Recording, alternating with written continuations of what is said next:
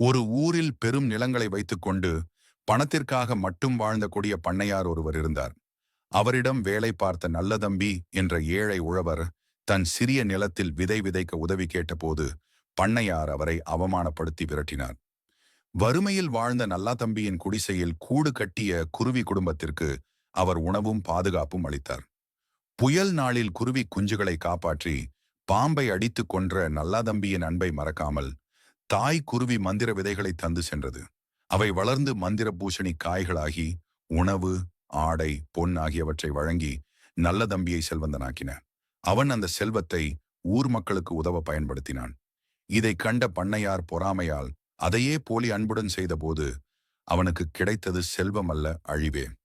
இறுதியில் பேராசை தண்டனை பெற்றது, கருணை உயர்வு பெற்றது. இந்த கதையின் உண்மை என்னவென்றால், அன்பு விதைத்தவன் வாழ்வில் செழிப்பு அறுவடை செய்கிறான்.